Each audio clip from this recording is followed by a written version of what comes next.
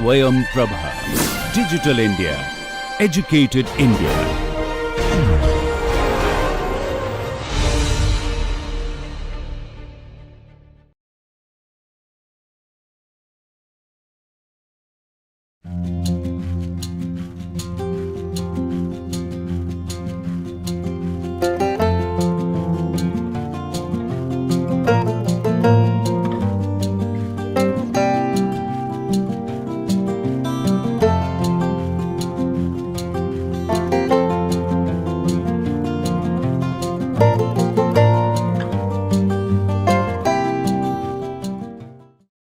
Hello friends, in the last class we have seen some examples from the Indian Institute of Science, what the undergraduate students have done as part of the humanities curriculum.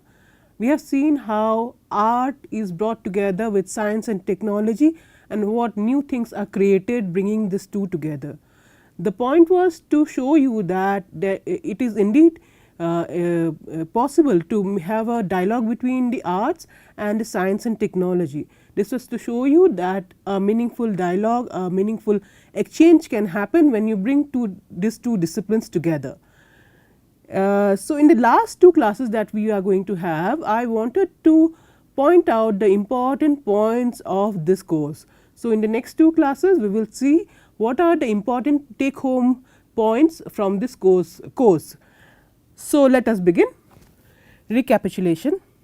So, we began with the idea that the science and the humanities are two discrete disciplines and a very little interchange is happening in the present times. We do not see any interchange between them, we do not see a dialogue between them, we do not see anything coming out from these two disciplines together.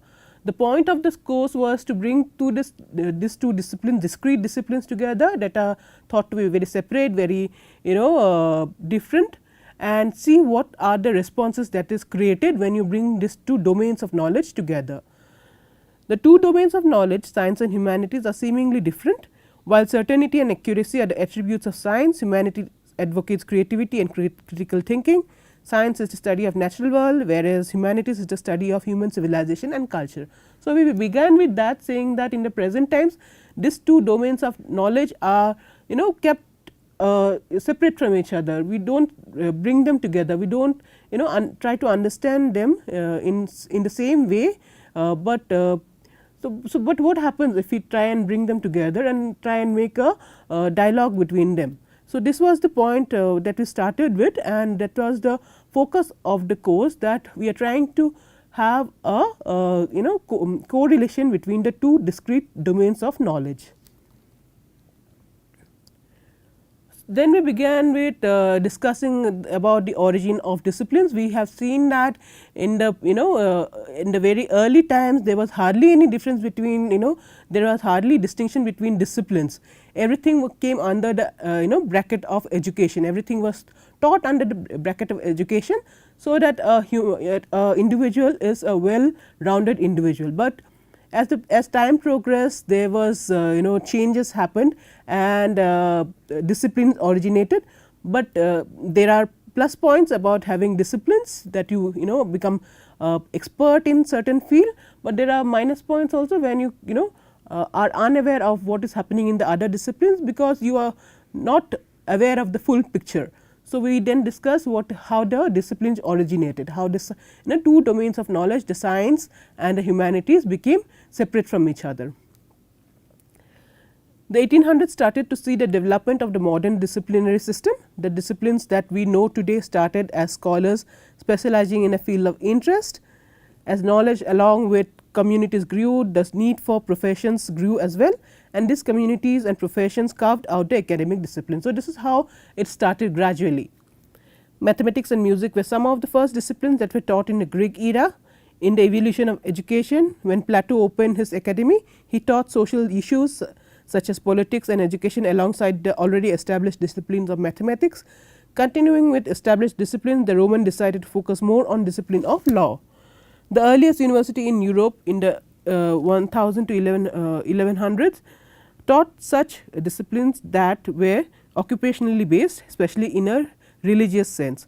through the evolution of the discipline, a mere 200 years after the first university in Europe was established, it was determined that higher education should evolve either theology, law or medicine, as well as the arts. With the growth of education, the university started to see the development of professional schools which specialize in law or medicine.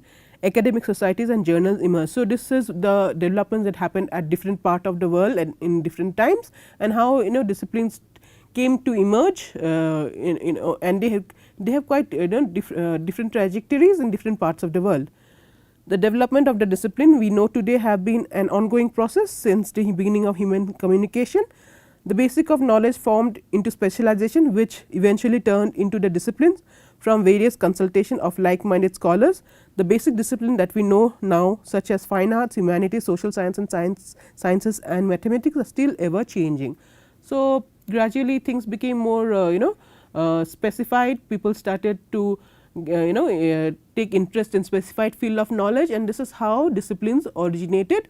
But the policies and all also have been made in the as time progressed to keep all these disciplines separate from each other. So, is there a crisis? Do you think there is a crisis when we do not make the discipline talk to each other, when you do not provide a platform so that the disciplines can come together and have a meaningful dialogue? Is there a crisis? Do we see a crisis there? The worldview that the natural and human sciences are mutually exclusive has led to many crises than one. This is a very well accepted idea that because we have made the discipline so discrete, so separate from each other, so distant from each other and removed from each other, that it has led to many crises, especially in the globalized world we are living in. It is necessary that we are cognizant, we are aware about the developments that are happening in different disciplines. So, to have a holistic picture of the world. This has restricted flights of imagination and limited creativity. This character of our imagination has restrained and restricted individuals right from primary education and continues till the higher education level. So, this is quite often lamented that because we have kept the discipline so removed from each other, it has restricted flights of imagination. It has not been able to provide us, education has not been able to provide us with a complete holistic picture of the world. So, what is the aim of this course? Why are we having an interdisciplinary course? The aim of the course is not to use the folk art as mere medium of communicating science and technological innovations, but it is to demonstrate that both art and science are at par with each other and can interact with one another to produce novel creations. So, I have been telling this again and again that we are in this course we are not trying to just merely show that science and technology can be represented effectively by art, but we are trying to do something more than that. We are trying to say that the art and the sciences and the technology are at par with each other, and they both have a scope to represent each other effectively, or have they can share and borrow from each other effectively. This is in accordance with interdisciplinary approach, where two domains of knowledge come together, share and borrow to create something new. So, we are actually trying to do a interdisciplinary kind of investigation or discussion or exploration, where we see that when two domains of knowledge come together, the product that is created does not belong to one discipline itself, but it is something new. You cannot call that it belongs to only one discipline, but it is something new and it is very radical and different from the two disciplines that have created it. So, what are we trying to do here with this course? We are actually trying to push disciplinary boundaries. So, then we started our discussion regarding humanities and arts, because this course was about art and science and technology. So, we we discussed how art emerged and what relationship it has with humanities. We have seen some of the scholars from the field talking about what their perception about the humanities and arts. The arts are part of the humanities are part of the arts. They are mixed, mingled and gloriously interdependent. The historians who create a turn of phrase that perfectly captures our relationship to our past is an artist. The actor who sits in a bar after a show and dissects the audience's reaction to their performance is a humanist. I do not know how useful it is to draw a distinction between the two, but I do know that it is essential to celebrate both. So, this is a very famous saying by Ron Scott Fried, that they are not different from one another, and they might be different or they might not be different, but what is important is that we see the significance of both and we celebrate both. Then we discussed what art is, what art entails. Art is a human activity which explores and thereby creates new reality in a super rational visional manner and presents it symbolically or metaphorically as a microscopic whole signifying a macroscopic. So, this is what art means. It is a human activity which represents the world in a very in a precise symbolic manner. What makes an object art? What are the what are the features that would call that a object would be called an art? What are the features the object has to have to be called a work of art? So, we discussed that it has to have these 4 qualities, that is creativity, skill, engagement and meaning. Creativity entails aesthetic representation, the how the imagination of the artist or the person who is creating the art is aesthetically represented. So, that is creativity. Skill is the tools or by the talent by which the artist is able to execute his thoughts or his imagination. Engagement is that the work of art has to have a a dialogue with the person who is observing this work of art. It has to engage or captivate the person, it has to tell something to the person who is observing it. Meaning, the work, the piece of object to be called an art has to have some meaning. It is not a random thing, it has to convey some meaning and it has to be a source of communicating some ideas. So, these are the 4 things that would entail an object to be called as a art. Then after that we discussed the 7 elements of art: line, shape, space, value, form, then color. Line, as we see, is when a dot moves from one point to another, the path it creates is called a line. Shape is when a line crosses crosses another line, or the end of one line meets its the beginning of one line meets its own end, then a shape is created. When a shape attains the third dimension, it becomes a form. Then space is where the that object it occupies, that is called the space. Value is the the tone, the tone of a hue is the value. It might be dark or it might be light, depending upon the amount of whiteness or the blackness in it, that is the value. Texture is how the object feels, what is the surface feels like, that is the texture. Colors, as we know, are the different hues, the different variation of hues, that is the color. So, these are the 7 elements of art which artists have experimented with these 7 elements to create their own individual signature styles, and we have seen artists doing experiments with line, experiment with shapes, experiment with space, values, and they have created their own individual piece of work, piece of art. Then we came to folk art. As this course is about Indian folk art, we then discuss what is the relationship of art and folk art, what is the difference and what is the correlation that art and folk art have. So, folk art is not a general art, it has certain features, it has certain qualities. So, we discussed the qualities, that we discussed the the essential qualities of folk art.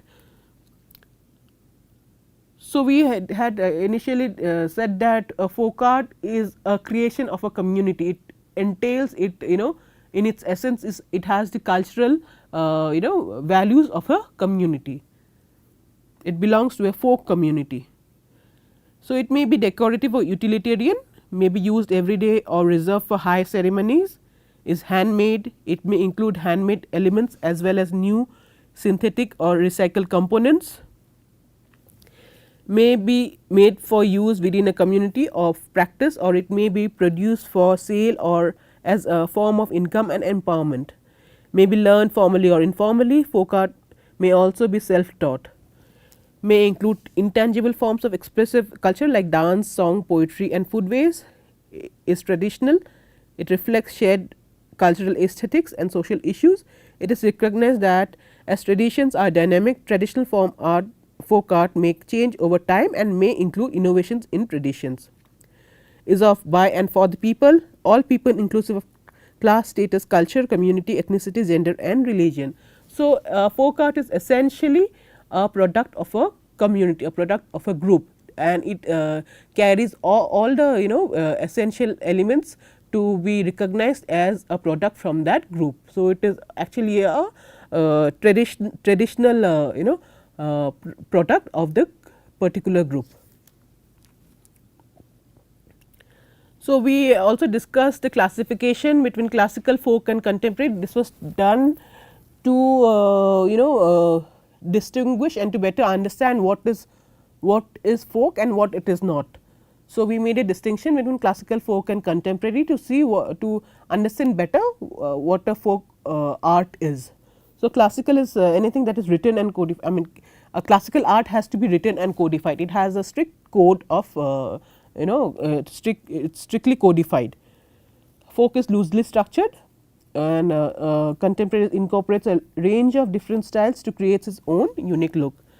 Classical is formally learned, folk is passed orally, contemporary is self taught. In classical, author is always known. Folk, this is a very important distinction, that the author may be unknown, and contemporary it is very individualistic.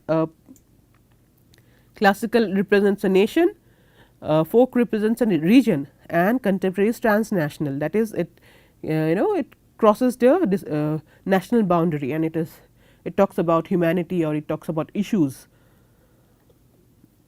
Classical survives time, folk also survives time, whereas we have seen in contemporary it is relatively short lived. Classical is may have spiritual philosophical themes, folk maybe mostly it is natural cycle, mundane themes, contemporary is topical themes. Classical is selected participants, because it is codified, it is highly standardized, only a few people understand the code, only a few people trained in that culture understand the code. So, the participant is very selected, whereas in folk everyone participates. We have seen in the entire community participating in a artwork, in a dance or in a song. So, you do not need a formal training for folk art. Contemporary selected participants, again it is because it is individualistic, one has to understand the code, the language of that art to effectively understand that form. So, it is selected participants again. So, we again drew a distinction between fine arts and folk art. What are the difference and what are the points of difference between fine art and folk art? Fine art focuses more on aesthetic and is learned through formal instruction and training, while folk art encompasses one culture in a deeper manner. Folk art is mostly learned without formal training. So, this is the most important distinction, that folk artists do not go to a school to learn the form of art, they learn it by observing the elders or other members in the family. In folk art, context is important. So, where the art is coming from, the region, the location, the cultural background, it is very important, and that art talks about all this, the region it is coming from, the location it is coming from. Folk art are largely utilitarian. So, folk art are mostly made for use, it is not made for aesthetic pleasure, mostly they are made for use utilitarian purpose, like baskets and all. They made for using, but because they look good, they are also considered as art. It is said that if the utilitarian purpose is more, it is called a craft. If the aesthetic expression is more, it is called an art. Folk art is weaved into everyday life, so it is, it's not removed from everyday life, it is part of everyday's life of the people. Folk art connects the past to the present, so it talks about the past, it's traditionally handed over, it's a heritage that is traditionally handed over from generation to generation, so it connects the past to the present. Folk art reflect the worldview of the community. This is very important, that when you look at a folk art, you understand what the community hold importance. So, you understand the values of the community. So, it is said that folk art gives you a window to the community life. It helps you to understand the community from inside out rather than outside in. So, this is how folk art is important, that it is a window to the life of the community. Functions of folk art: serve as educational tool for pre-literate society. It was believed that this the values that the folk art contains and are passed from generation to generation, they contain certain educational messages, certain values that probably the elders want to give to the younger ones. So, they have education, they are used as educational tool where formal education is not present.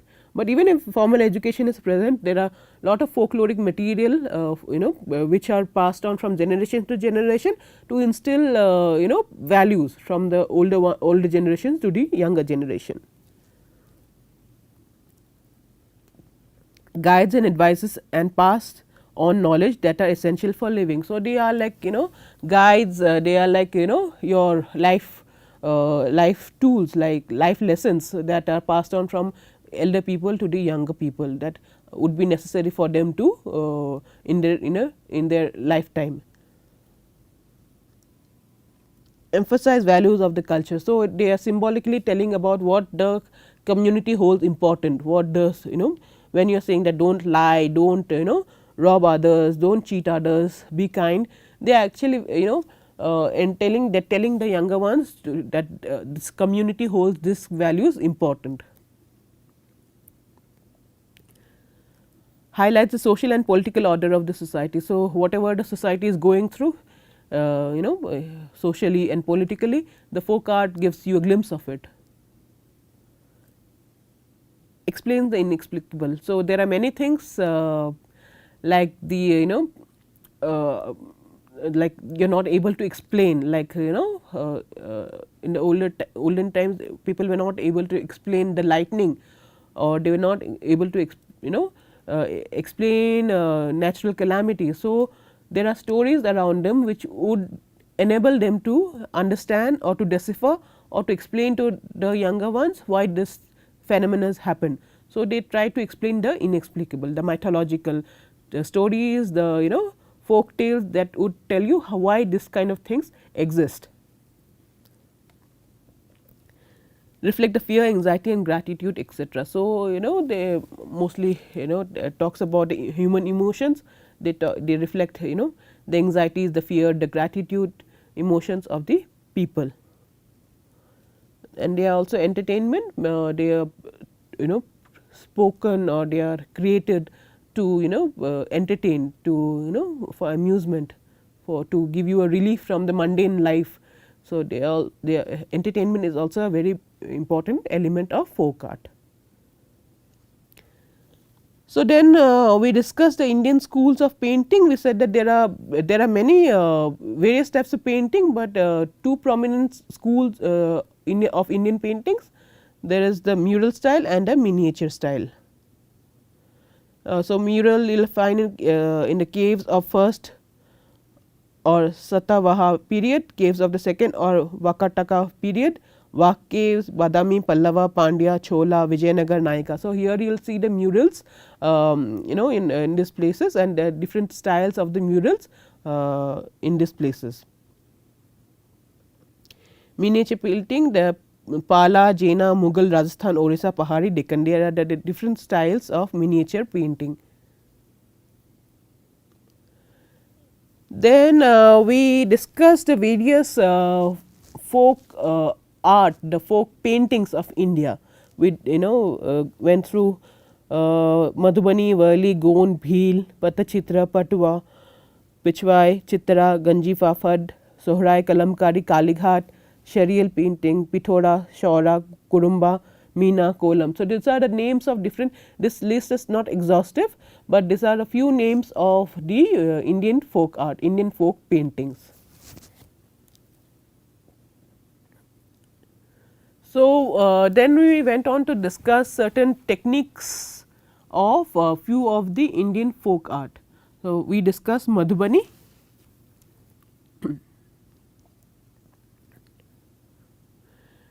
So, we said that they are either floor painting or wall mural done during festival and important occasion, primarily a woman's art and a spiritual practice passed on from generations after generations by observation and learning, mythological events, creations and fertility, social activities, festivities, geometric patterns and natural elements are the central theme. Natural colors from rice powder, flowers, soil, stone, etc. are used to draw with twigs, fingers or matchsticks. So, these are certain features of Madhubani painting. Madhubani art is done in the Mithila region, which falls in Bihar of India and certain parts of Nepal. So, techniques of Madhubani we discussed, we saw that there are three styles, there is Bharni style, there is Kachni style and there is Geru style. So, this is the example of Bharni style of Madhubani. So, Bharni means filling, that is it is a composition with color fields. In this style of painting, the subject is outlined with black and the enclosed areas are filled with vibrant colors like blue, yellow, pink, green, orange, etc. The subjects are represented in flat two-dimensional forms and the colors applied flat without any shading. The skillful artist strike right balance between the pattern and color. Though no shading technique is used, the outline is done with double lines and the gaps between the two lines filled with crisscross or straight lines. Hindu deities like Krishna, Rama, Shiva, Durga, Lakshmi, Saraswati, Dhanavanti are the common themes. Very special importance is given to Radha Krishna and Krishna Ras Leela. The figures are angular and boldly outlined with bulging fish like eyes and pointed nose, while ultramarine blue is used essentially for figures of Krishna, Rama, Shiva. Tones of yellow are used for Radha, Sita, Parvati. The figures are juxtaposed amidst colorful ornate flowers, leafy branches, twisting vines and birds, the sun, the moon, the sacred tulsi and basil. So, these are the important features of Bharni style of Madhubani. Then this is Kachni style, Madhubani style. Kachni means lines, it is black and white and composition. In this style of painting, only one or two colors, example black or vermilion is used. The artist draw the fine patterns using hatching and stippling to create paintings with the finest details. Double lines are used to depict the outlines and the gaps between the lines are filled with crisscross or tiny straight lines. Themes are of flowers, fish, snakes, in union, bamboo groves, birds, etc., symbolizing fertility and life. This form is appreciated for the complex rendition of details. Then is the Geru style. The Geru, Gobar or Gonna styles are originally banned from representing religious motifs and themes. Flora and fauna used to be commonly drawn in this style, but with time Hindu gods and goddesses are also painted in this style. The style commonly painted trees, creepers, flowers and molded low relief clay figures of deity and animals on external walls of the home. The most popular and important one among these is the tattoo style painting or Godna or limbs on limbs and chest of people.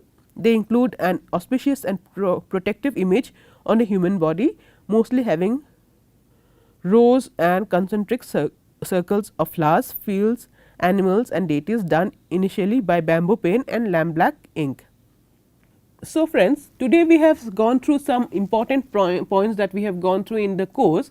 We will continue this in the next class and see what are the other important points that we have done in this course. So, see you in the next class. Bye bye.